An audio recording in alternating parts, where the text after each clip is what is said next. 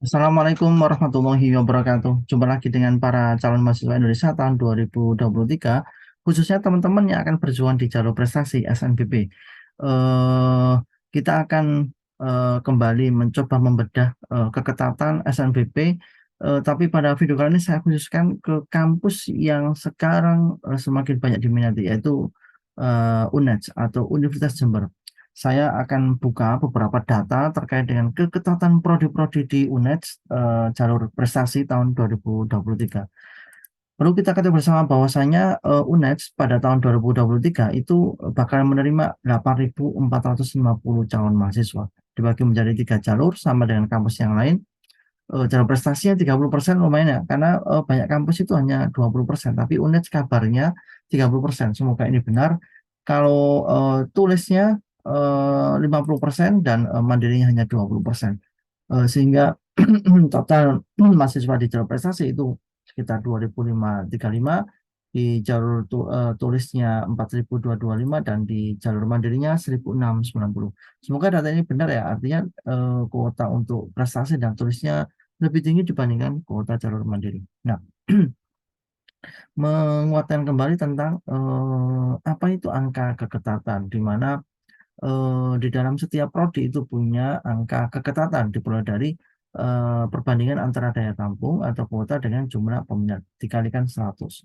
Misalnya ada prodi farmasi punya daya tampung 50, peminatnya 1.000, maka bisa kita cari angka keketatannya dengan dibandingkan 50 per 1.000 kali 100, ketemu angka 5%.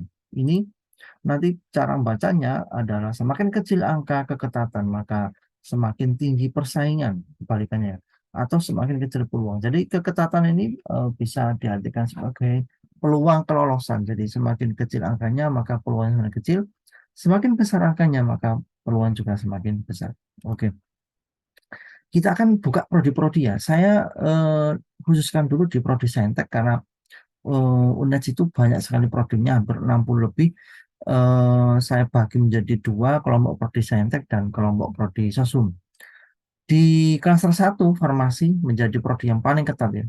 Bayangkan kuotanya 40, yang mendaftar 1.048, sehingga keketatannya 2,4 atau 3% saja. Peluangnya hanya 3%. Bayangkan sebuah data angka 3 itu sangat kecil sekali jika rentangnya 1 sampai 100. Perlu menimbang-nimbang kalau teman-teman mau berjuang mendaftar di farmasi UNED. Yang kedua, sudah tidak bisa dimungkiri, FK adalah jurusan paling favorit di semua kampus atau universitas.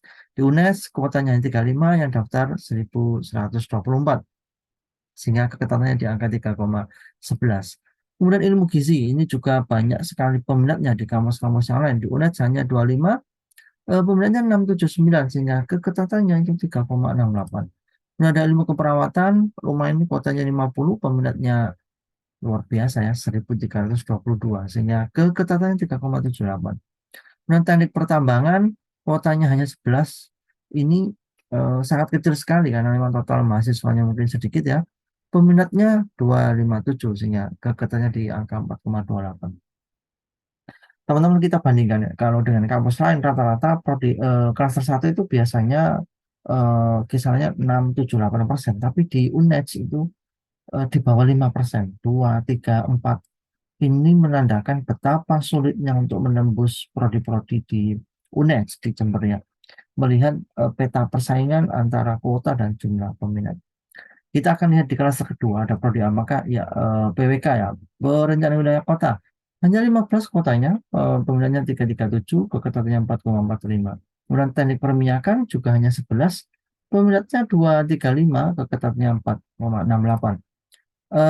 FKG, dokter gigi, kuotanya lumayan 40, peminatnya 750, keketatannya di angka 5,33. Kemudian kesehatan masyarakat, kuotanya lumayan banyak 50, peminatnya 924, keketatannya di 5,41.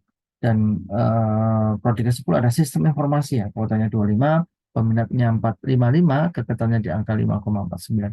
Di kelas kedua ini juga masih sangat ketat, kisaran 4 dan 5% saja peluangnya. Jadi ini bisa jadi disebabkan karena memang kuotanya kecil, kayak teknik perminyakan, kemudian BWK itu memang kuotanya di bawah 15. Oke, next. Kita akan lihat di klaster ketiga, prodi di UNES ada apa saja. Ya, ada teknik lingkungan. Kuotanya hanya 15, peminatnya 264, keketatannya 5,68. Kemudian ada teknik kimia, hanya 11 juga kuotanya, peminatnya 169, keketatannya 6,51. Informatika 25, peminatnya 378, keketatannya 6,61. Teknologi informasi lumayan ini 25, peminatnya 336, keketatannya 7,44. Dan ada agribisnis, peminatnya lumayan 40, peminatnya 521, angka keketatannya 7,68. Nah, ini mulai bergerak di atas 5% ya, 567. Semakin longgar, semakin besar peluangnya. Dan di kelas 4 ada dengan biologi, kuotanya 35, peminatnya 437, kuotanya 8,01. Ini ada teknik sipil, kuotanya lumayan 40, peminatnya 498, keketatannya 8,03. Ada pendidikan IPA, kuotanya 35, peminatnya 366, keketatannya 9,56. Kemudian ada biologi murni, kuotanya 30, lumayan. Peminatnya hanya 297, keketatannya 10,10.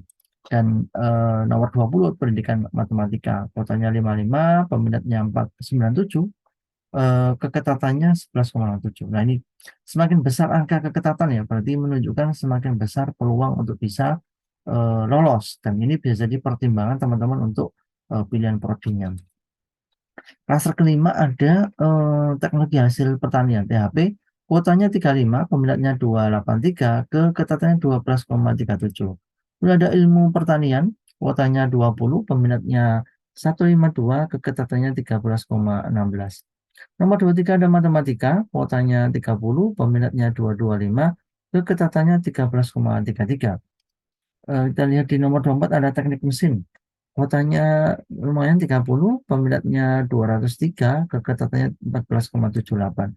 Dan di nomor 25 ada proteksi tanaman. Kuotanya 20, peminatnya hanya 128, sehingga keketatannya 15,63. Nah, ini bervariasi sekali, eh, persentasenya atau peluangnya sudah di atas 10% ya, 12, 13, 14, bahkan ini ada 15%.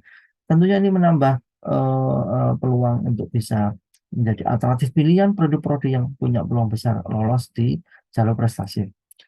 Selanjutnya di klaster ke-6 ada peternakan, kuotanya hanya 20, pemiliknya 128, keketatannya 15,63.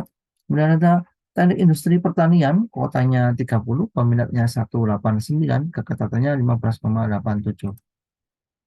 Nomor 28 ada agronomi, kuotanya 25, peminatnya 149, keketatannya 16,78. Di nomor 20 ada teknik elektro, kuotanya 30, peminatnya 176, keketatannya 17,05. Dan nomor 30 ada agroekoteknologi, kuotanya lumayan 45, peminatnya hanya 255, sehingga keketatannya 17,65. Nah, ini di klaster ke-6 semakin longgar lagi, semakin besar peluangnya, besar dari 15, 16, bahkan 17%. Nah, ini teman-teman bisa mempertimbangkan ya prodi-prodi yang punya peluang besar lolos. Nomor 7 ada ilmu tanah, hanya 20, peminatnya kuotanya ya, peminatnya 18, kuotanya 18,52. Kemudian ada prodi kimia murni, kuotanya 30, peminatnya 161, keketatannya 18,63. Ada pendidikan fisika, kuotanya 35, peminatnya 171, keketatannya 20,47. Dan ada teknik pertanian, kuotanya 35, peminatnya 170, keketatannya 20,59. Dan nomor 35 ada penyuluhan pertanian, hanya 20 kuotanya, tapi peminatnya juga hanya 90, sehingga keketatannya di angka 22,22. Nah, ini juga semakin longgar, semakin besar peluang, prodinya juga bagus-bagus, jadi bisa jadi alternatif. Di klaster terakhir yang 8, ini ada teknik konstruksi perkapalan. Hanya 17 saja kuotanya, peminatnya juga hanya 66, sehingga keketatannya 25. Seperempat ya, seperempatnya lolos atau keterima. Dan di terakhir ada fisika ya, prodi fisika, kuotanya lumayan banyak, 35, peminatnya hanya 100 saja, sehingga keketatannya di angka 35 atau sepertiganya yang daftar itu keterima ya, 35%. Nah, teman-teman sekalian bisa menyimak data-data ini.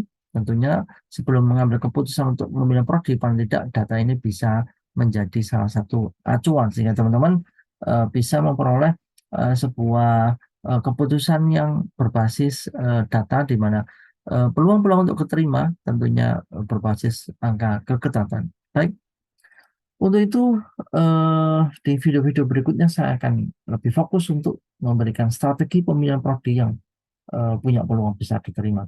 Tetap semangat, sampai ketemu di video berikutnya. Wassalamualaikum warahmatullahi wabarakatuh.